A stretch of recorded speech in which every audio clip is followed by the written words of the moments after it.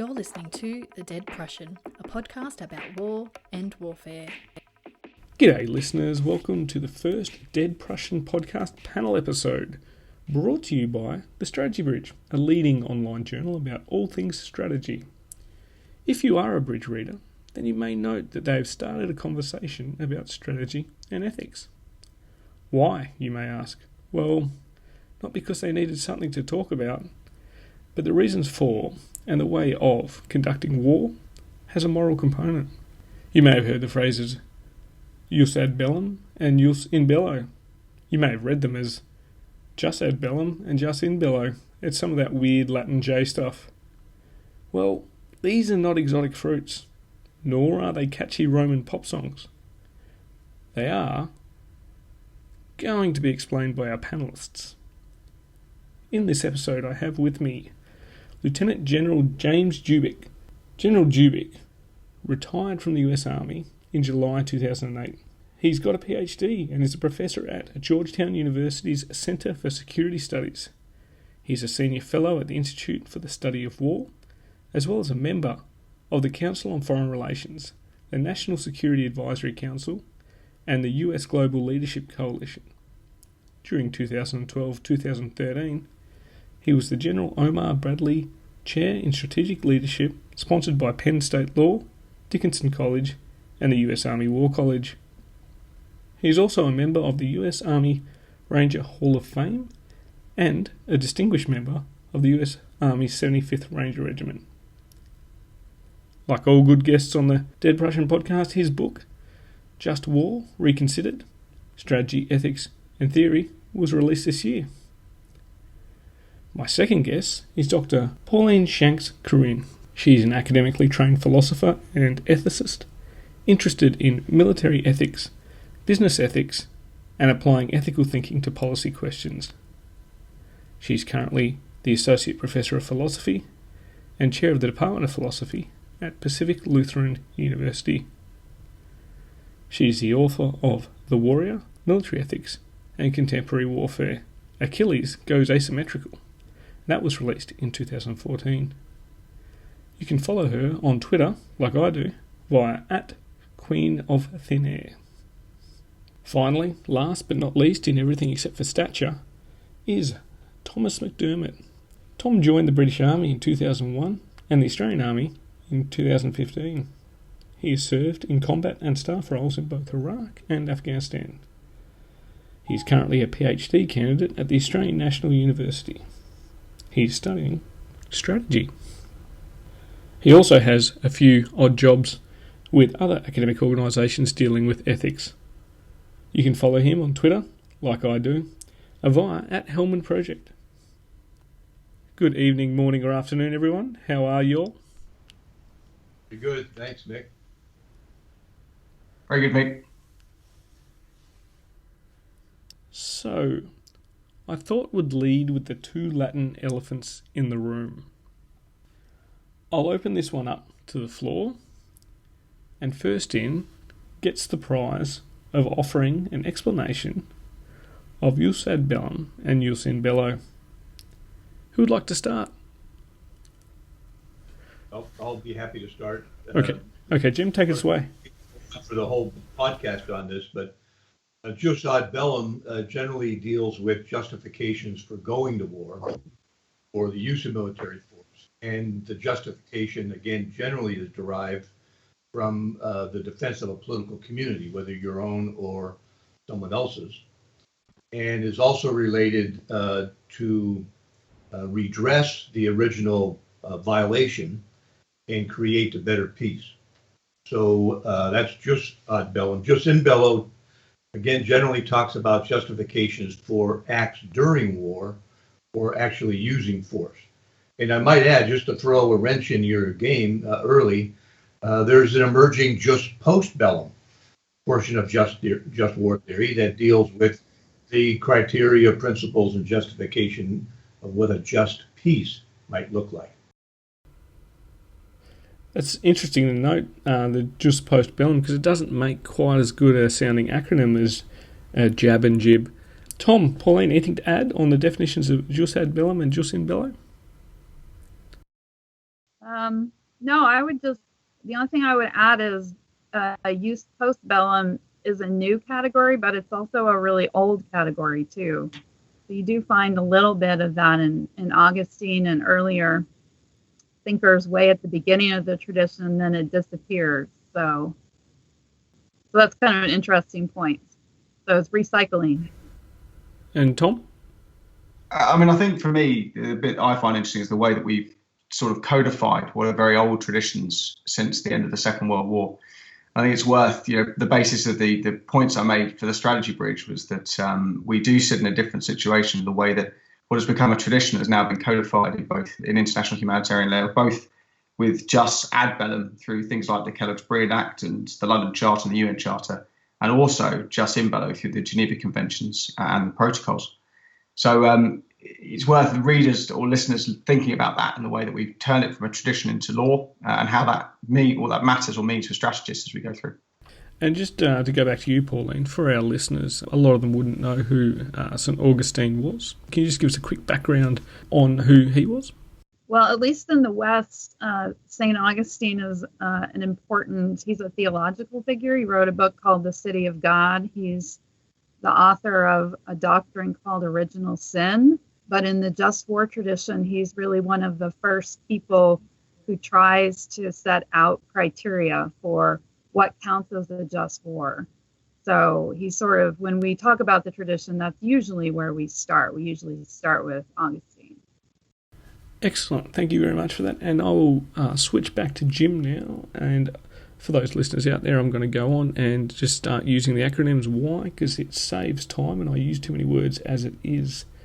Jim, how does JAB, being just ad bellum, ethics and strategy work in a democracy where civil leaders and military leaders are occupying different roles within the decision-making process of going to war? Well, Mick, traditionally, political leaders have been understood as responsible for just ad bellum decisions, while military leaders responsible for just in bello decisions.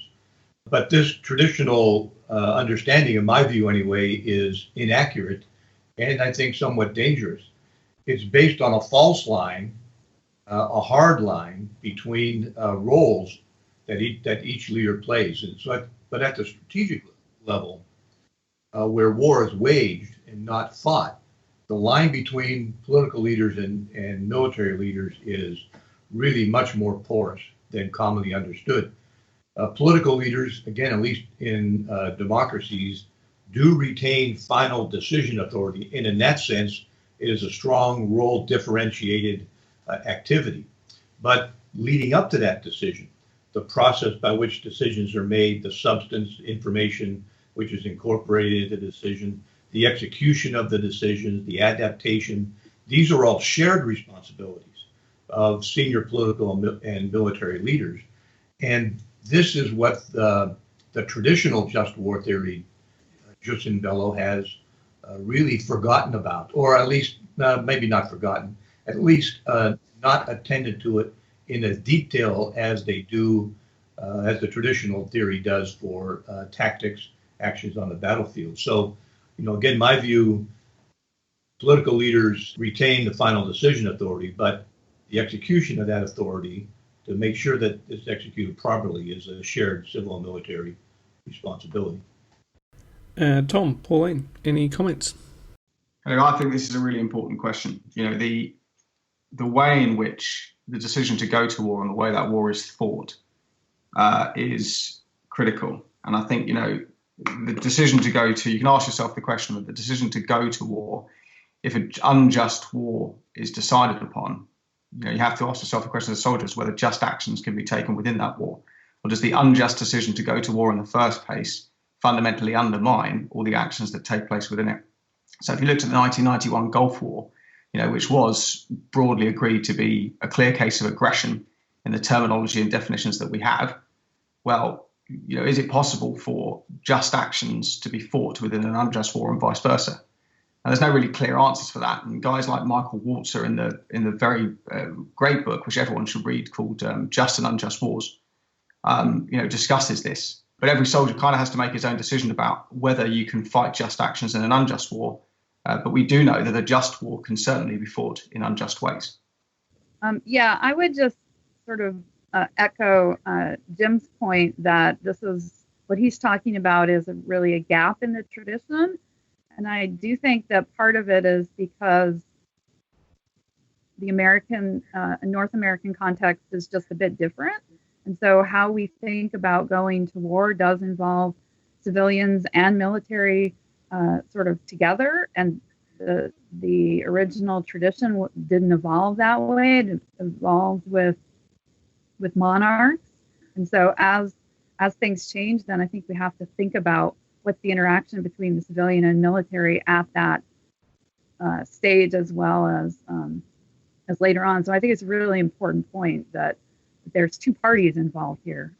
And in a democracy, it's also more complicated because presumably there's supposed to be public debate or input or some kind of process to discuss and justify what's going to happen. So that's sort of another layer.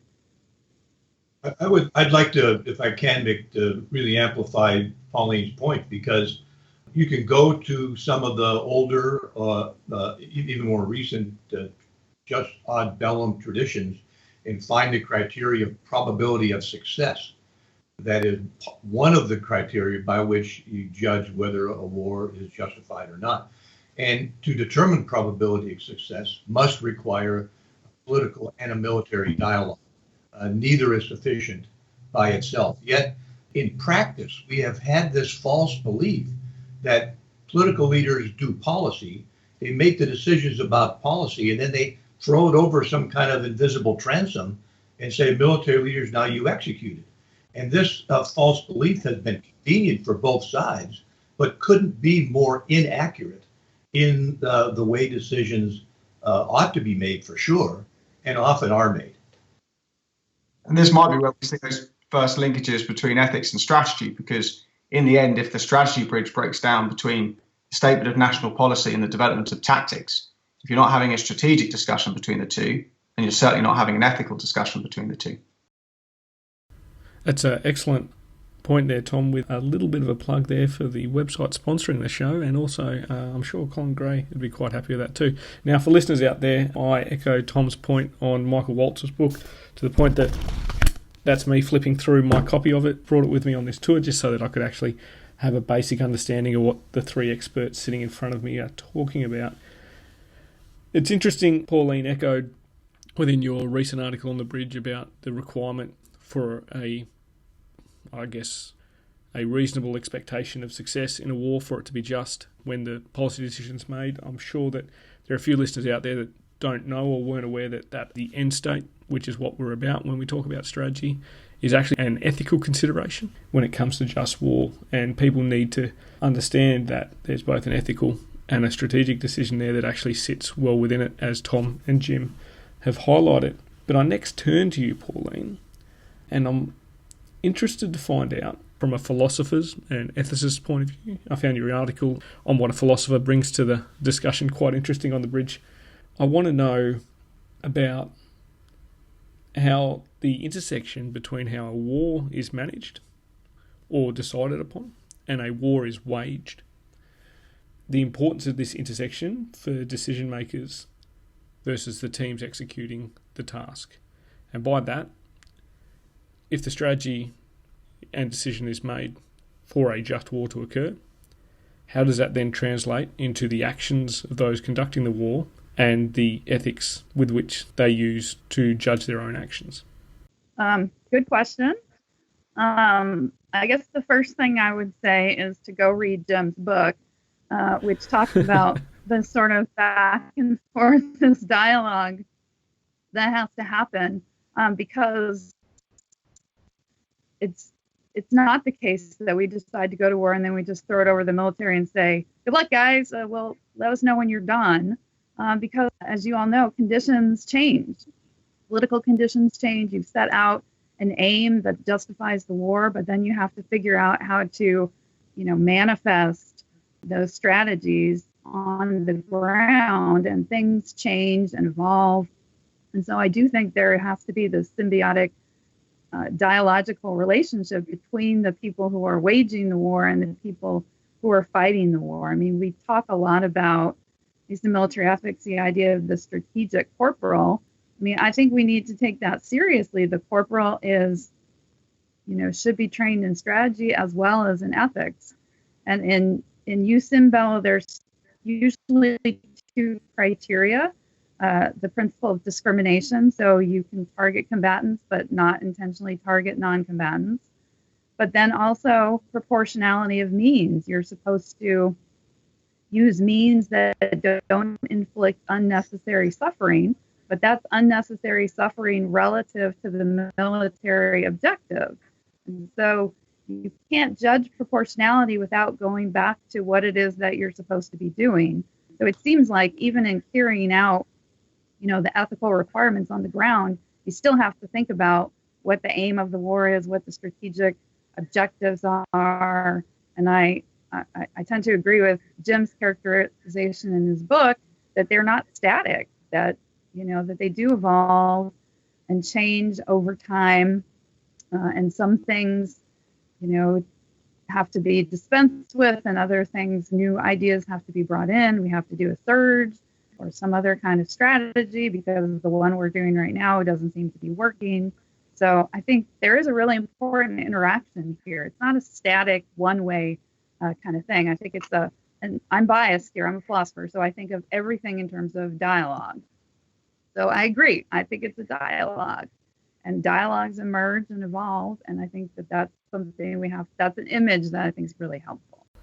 Jim, Tom, any additions to Pauline's excellent response? Just give me a few buzzwords I can throw over Twitter to Pauline, so thanks for that. Sorry. Well, I think that this distinction between fighting a war and waging a war is important. And for whatever set of reasons, at least in the United States and many of Western countries, the focus is on fighting a war. Now that's an okay focus. That's certainly where people die and where things get blown up, and so there's a lot of interest in this. But the continued emphasis on tactics, on whether or not a strike is necessary, a strike is effective, a bomb is the right thing. These are missing much of the essential point of waging a war. That the violence is supposed to be towards some end, and some end more than more violence. And this part of the discussion of waging war is often lost because of its low kind of sex value or explosive value. But that's really the most important element, because tactics mean nothing. A battle means nothing if it's not connected to a campaign, not connected to a strategic aim. And I think for me, the big thing that Pauline brings up is the raising of the soldier in this. We have lots of high esoteric discussions about strategy and ethics and various other bits and pieces. But like Pauline says, at the heart of this and the bottom of those discussions is the soldier who has to make decisions about the application of violence on the battlefield. Now, whether you believe that the strategic corporal is true, and in the end, strategy always comes down to individual actions on the ground. Without individual action on the ground, there is no strategy, because there is no application of violence. So protecting the soldier and trying to have these conversations to give him or her direction or advice in what is always a grey area about the use of force, I think is really, really important. And Warrant Officer Hugh Thompson, who was the helicopter pilot who intervened into the American massacre in My Lai, he said years later that warriors cannot and must not forsake their own laws and moral principles in order to enforce them. And what you need to be, we have a responsibility as military leaders and officers to sit down and try and create sufficient boundaries to give young soldiers sufficient direction that when they hit those grey areas, they can make the right decisions. And that's probably one of the reasons to have this conversation in the first place. And I think if I could make this business of soldiers, of course, is most apparent at the tactical level, because the life and death is right there in front of you. But the linkage to life and death is also at the strategic level. Poor decisions as to aims and strategies and policies in campaigns end up using lives unnecessarily, risking lives unnecessarily, prolonging a war unnecessarily. And these are morally relevant and important dimensions of the waging war that is less apparent because it's distant from the battlefield, but no less real in terms of the lives of the innocent, the lives of the citizens who become soldiers, in the life of the political community. I think Jim raised earlier the point about probability of success, and that's one of the criteria of Jus ad Bellum. I also would add to that proper authority is also one of the criteria of Jus ad Bellum. And if you don't have the capacity to generate effective strategy, arguably you lose the proper authority right in the first place. Now, this is quite a good direction we're going because it ties right into my follow-up. And if you've listened to previous episodes, you realise that sometimes my follow-ups can be quite clunky. We're talking about decisions, proper authorities and dialogues, and here we're having a quadrilogue. That's trademark Dead Prussian quadrilogue for a 4-person panel. Decision makers having proper authority, one would assume that therefore they come from an educated standpoint. But as we've discussed, civil leaders and the military doers, I suppose, create this thing that's commonly called the civil-military divide. Now, a lot of the civilian leaders are elected officials who may not come from a military background, may not come from an academic background, and their understanding and study of things such as just war theory may be quite low. So, Jim, my question goes to you. This, for me, brings in an intersection of where politics, strategy and ethics meet within a nice little Venn diagram with the bigger circle being the civil-military divide. I'm curious as to what pressures these issues of politics, strategy and ethics exert upon that civil-military divide, but also counter to that, the opposite. What pressure does this perceived divide apply to the way that ethical decisions are made about strategy? Well, Mick, so pressures, plural, I think is the right way to look at it. The first pressure is merely the pressure of domestic politics. This goes on in every war. It's part of war. War is an extension of politics, and so you can never take domestic politics or international politics out of the equation. This is why both perspectives, military and political, are necessary, and neither is sufficient by itself. So, okay, some political leaders come to their elected position with incomplete formation on the use of force. Well, some military leaders come to their appointed position, insufficient education on the role of politics and international diplomacy in the use of violence. This is why a dialogue is necessary. This is why the dialogue internal to a nation is necessary, and why most of the problems that we deal with in war are problems for coalitions and alliances, why a dialogue, a real dialogue among coalition partners or allied partners is necessary. War is not an individual act. One person doesn't decide, rarely. It's a communal act. And a communal act is a communal decision. Initially, it's a communal decision in the way it's waged, and it's a communal decision on how it ends. And so the pressures that are normal part of any community exist in the set of people, and especially executive and legislative branches, a set of people who make these kinds of decisions. Tom, Pauline, any further points to that? I would just echo the point about war being it is a collective decision.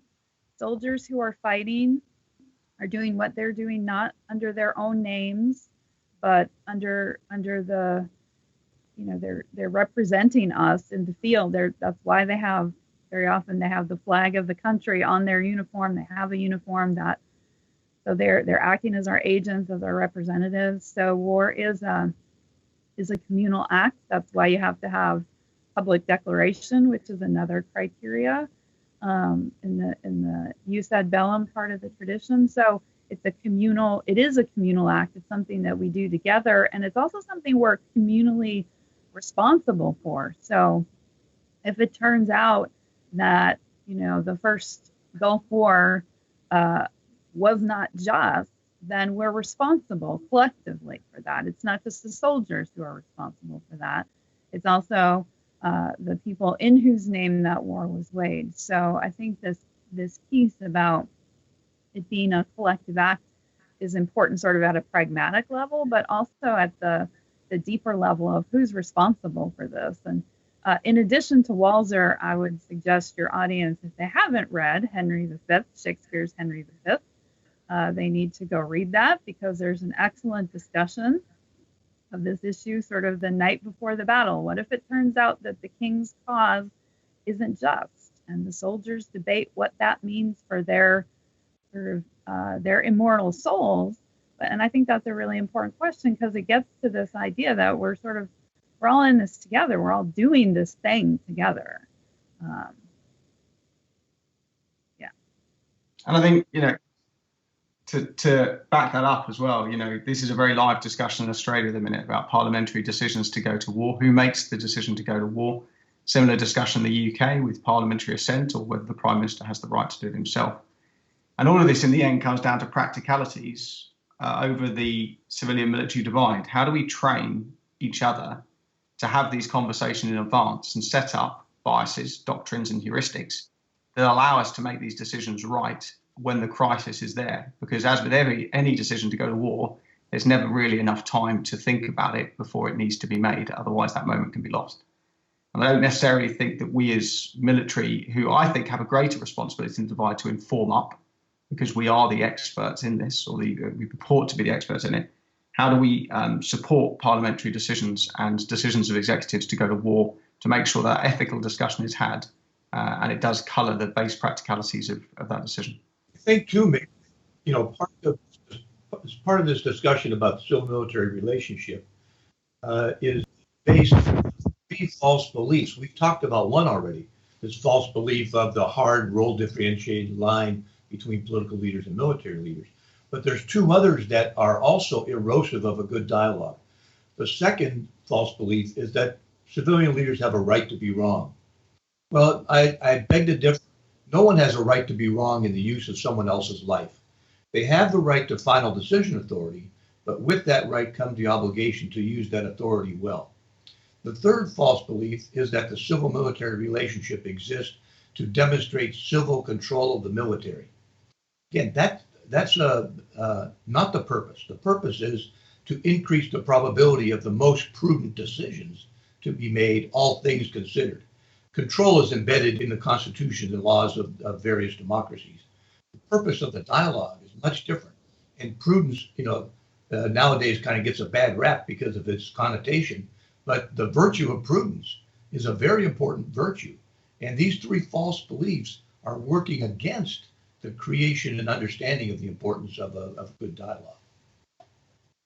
Yeah, and I would just, a little bit of a quibble or an extension here is that, I agree with Tom that there's a responsibility on the military side because y'all are the experts, but, in a couple hours, I'm going to walk into a class, an honors class filled with civilians, mostly civilian students, and we're going to talk about the experience of World War I. And I do think there is a responsibility on the civilian side, a basic civic responsibility to understand some basic things and as much as we can, because we're not the experts, about warfare, because we have a responsibility. That's part of why we have this course in the curriculum, because we think that civilians need to be educated as well. And I think that's, of course, more complex because you have a diverse educational system. But I also don't want that piece of the dialogue to get lost. Civilians have responsibilities too.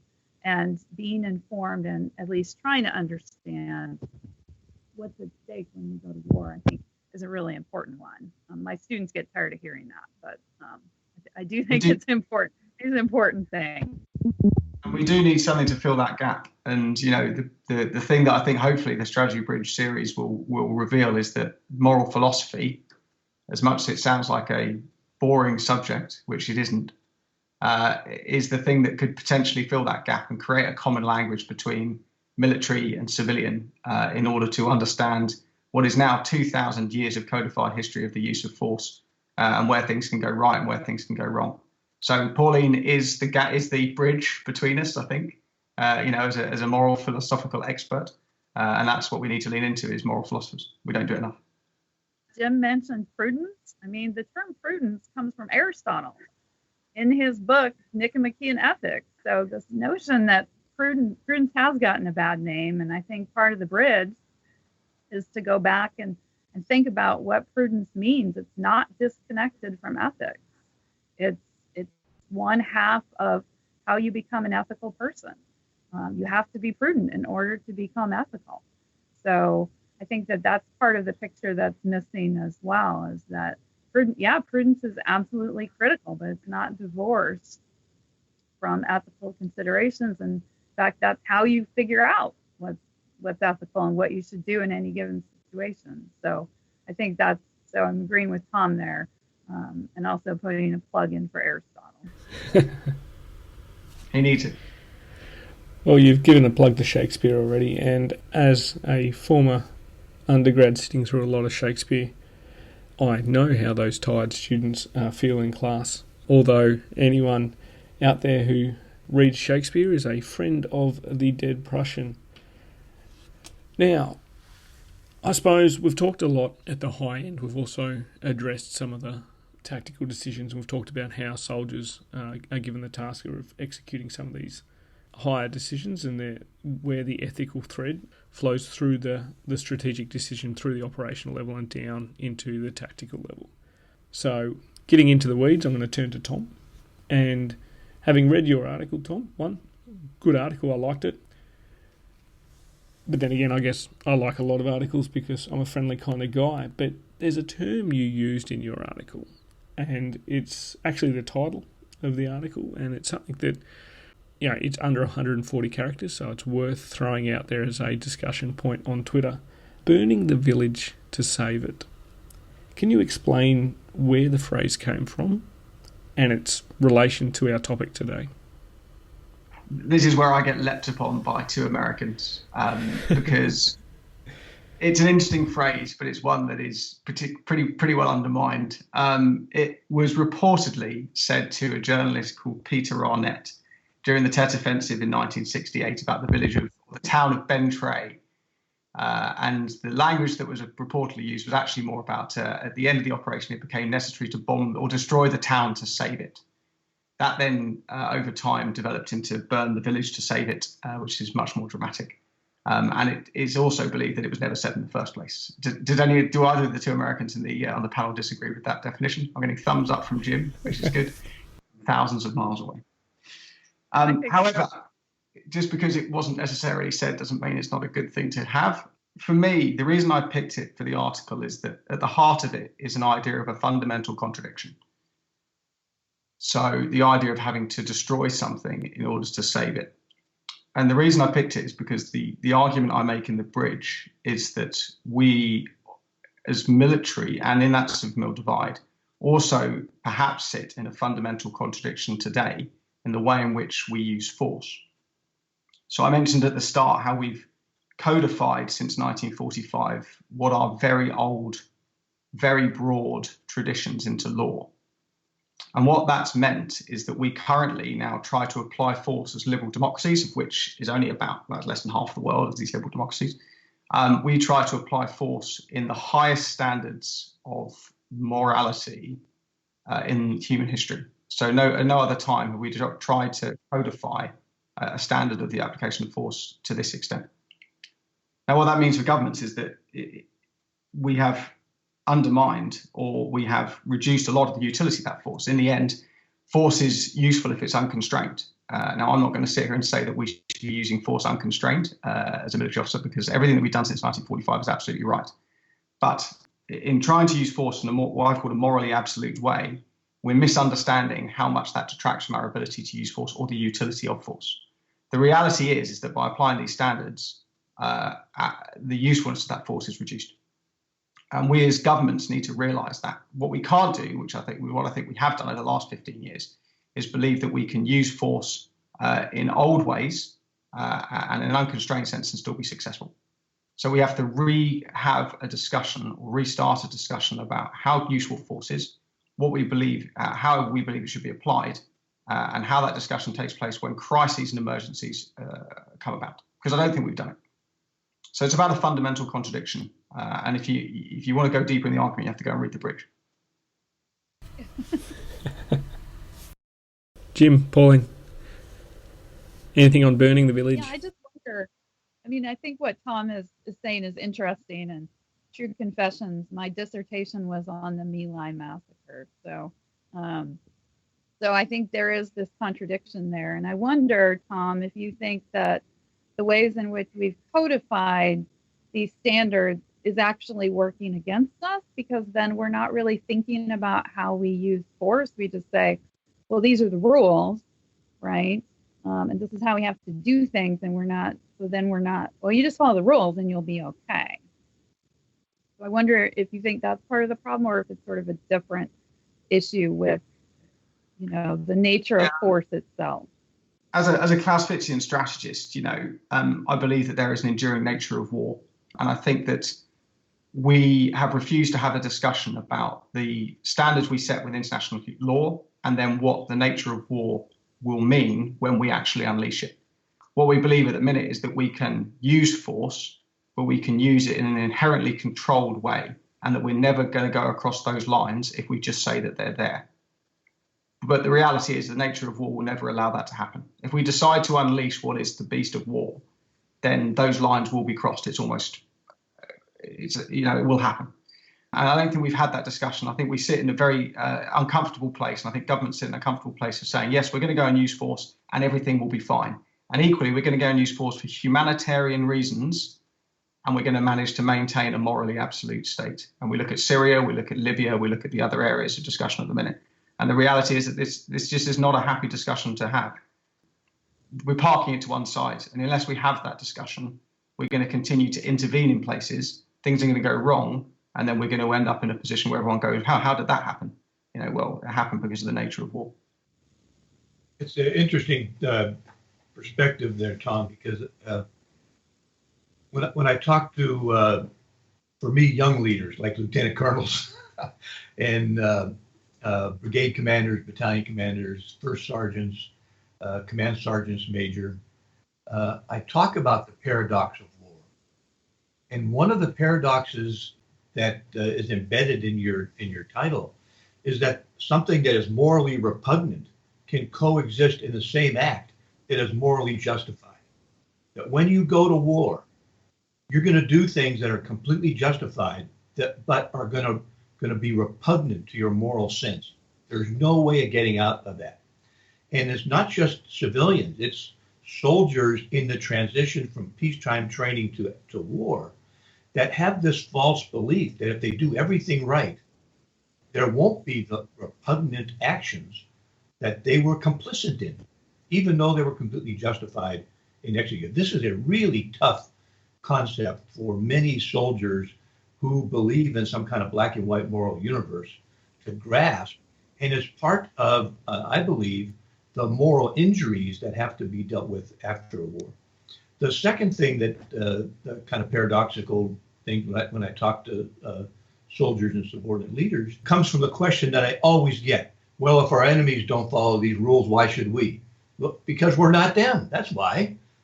We stand for certain values. We have a code of conduct for ourselves, and our nation has expectations of ourselves. And the business of burning the village, so to speak, in other words, throwing away the values that we're supposed to represent for our community just to be successful, is another perspective on burning the village in order to save it that demonstrates the paradoxical nature of war. Clausewitz was right, all you can say. Jim, sir, I have to say there's a number of times journalists have said to me that I've got an interesting perspective. I normally translate that to be something that's pretty bad, to be honest. No, I think you're absolutely right. And I think, the other thing that we necessarily are not considering is the speed and change of the character of conflict and the way that technology is changing that character. And some of the distances that we are now able to apply force across, and the disassociation from decision to apply violence to the implications of that violence at the other end, continue to blur that paradoxical area. Now, human nature will be, if we can make it clean and concise, then we'll do so. But that doesn't take away the ethical outcome of the actions, so to speak. If I could I just go back to Jim's first point? Because I think part of the reason for sort of this moral disconnect is how we use the word justification. And I get into this with my students all the time. Justification means permission. It doesn't, we're not saying, at least not in the just war tradition, we're not saying war is a morally good thing. We're saying you're allowed to do it. It's morally permissible. It's not a sin if you do it, but that doesn't mean that it's a good thing.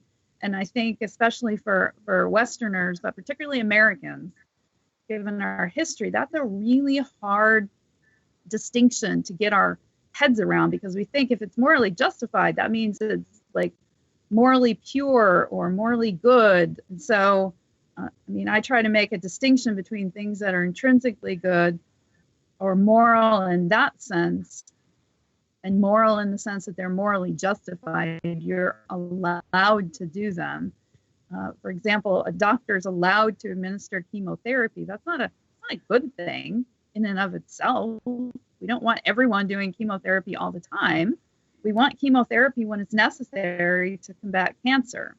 And it has terrible side effects, and it's highly problematic, but it may be necessary and justified. But that's not the same thing as saying, oh, this is fabulous, everyone should do it all the time. So I think that's a hard distinction too. I think Jim's right. This is part of the root of some of the moral injury issues, is that there are these expectations set up. You're going to go and not have to compromise, sort of any moral principles. You're going to go and it'll be this morally pure thing because we have these rules, which gets back to what Tom was saying. I think you've made a very good point there, Pauline, that I can actually use your metaphor to bridge to Tom's point that interested me, was how if we think we can make it surgical or clinical in war, these decisions may be simpler. But then looking at the concept of chemotherapy, and the doctor, like the decision maker, has a very surgical clinical role within prescribing that chemotherapy, just like a decision maker when deciding on war. However, when it comes to the business end, where the patient is, chemotherapy is not that great. It's quite tough for the individual. The same as with the business end of war, especially when it comes to lethal effects that are applied upon individuals. We're talking about human lives here, and I think, Tom, your point that people get confused that by making it more of a longer kill chain in terms of the sensor shooter affects the business end. Being an artillery background myself, I know a little bit about that. People seem to forget that at the other end, you've still got to remember there are lives that are being lost based on this. So I'm going to bridge into my next question, which is quoting from your article, Tom, about how you've used the phrase how just ad bellum we need to be and how just in bello we must act. It seemed to be a pretty important concept when I read through your article, starting at the decision-making process right through to the task execution phase. So my final question on the topic, and this goes out to all three panelists, is what do you see as the critical point for ethics in modern warfare? Is it the strategic decision-making by a culturally different team of military and civil leaders? Or is it the way in which the jus ad bellum of the war is operationalised, or for those listeners not familiar with that term, conducted? Or perhaps is it that the tactical actions on the ground in relation to jus in bello are the ethical nexus point in modern warfare? So I'll throw those out to the panel and let you start fighting over the answers. Well, I'll start by challenging the premise of the question. I don't think either or is the right perspective. In war, you live in an and world. The decisions made at the strategic level aren't just academic intellectual exercises. They do get exercised. They do get executed. And so decisions translate into actions. Actions at the strategic, operational, and tactical level get executed. And when things change, it goes back to the cycle of adaptation. So this, again, false belief that we can start a war with a set of decisions and a described end state that is going to be hold true and fixed for the duration of a war just doesn't match reality. It matches a short, decisive battle like the 1991 invasion of Kuwait and then the response in the Gulf War. It matches the response to Noriega in 1989 in the takedown of Panama. But those are short, decisive battles. Those are not wars. In wars that have a duration, there's a dynamism that's part of the intrinsic nature of war. And the dynamism includes decisions, actions, reactions, adaptations. So I'm in the and world, Mick. I'm not in the either or world. I think that's a fair point, because my resistance to the question, although it's a good question, it's exactly the kind of question I would ask my students. My resistance is I think that the critical ethical points are all the way along, because, yeah, they are on the ground there when strategic decisions are made between senior military leaders and civilian leaders, and they're also in that dialogue, in that space as the war is being waged, where you have to adapt and reassess and perhaps find new strategies or tweak the strategies that you have. I think all of those are ethical decision points. I don't think there's this, we are now doing ethics and we are now doing strategy, which is part of the reason for the whole series in the first place, is that I think that there's another false belief that these are sort of separate discourses, right? That we can do strategy over here and we can do ethics over there, and we can sort of keep them separate, and the ethicist will then tell us what's ethical and the strategist will tell us what the strategy should be, and then it's division of labor, so that's less stuff I have to do. So I actually think, that's why ethics is interesting, and strategy as well, because it's messy. It's both of them together all the way along the spectrum, all the way down to tactics. So I don't think that you can separate strategy from that either. And clearly you can't separate ethics from that.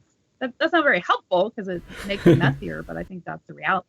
And I think I'd agree with both. And I think the thing that underpins all of this is the nature of war. And I think we have to wrap all these decisions, as Jim said, around the idea that war has an enduring nature, and that nature is uncontrollable. And in the end, war isn't ethical. War isn't going to consider itself to take one ethical direction or another. It's not going to try and be right or wrong. As I said in my article, war influences without consideration or compunction. It's soulless in its actions and emotionless to its outcomes.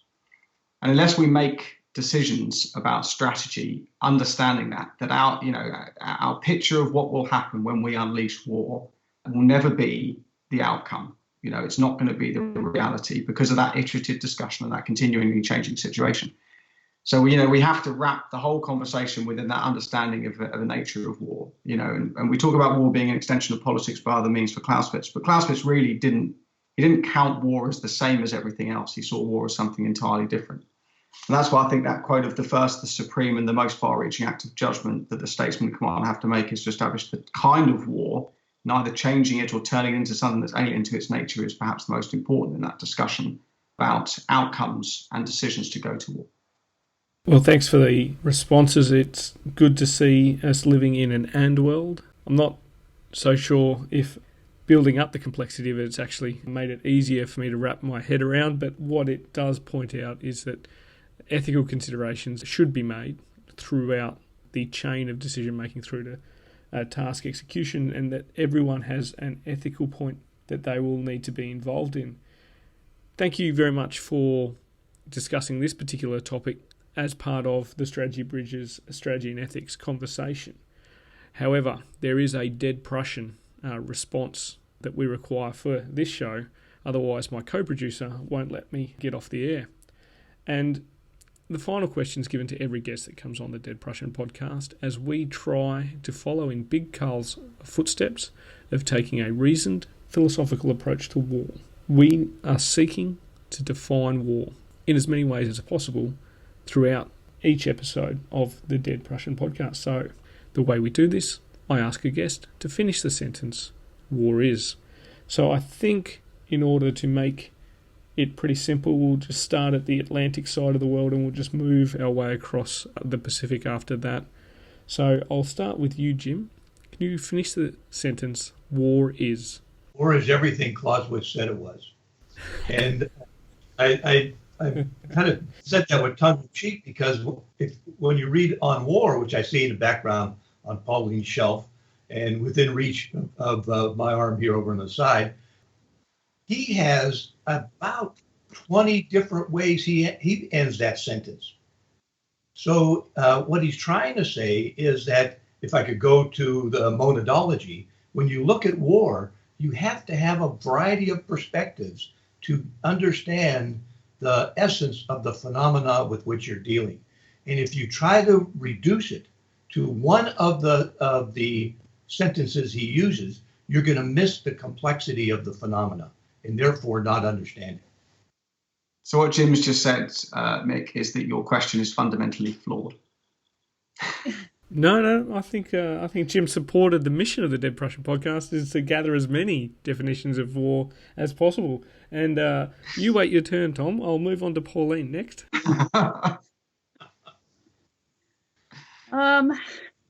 Well, here's what I say in class, that war is a hot mess. It's collective, usually violent action for some kind of political end, and often involves battles, but not necessarily. And now we'll give some time to Tom. Thomas.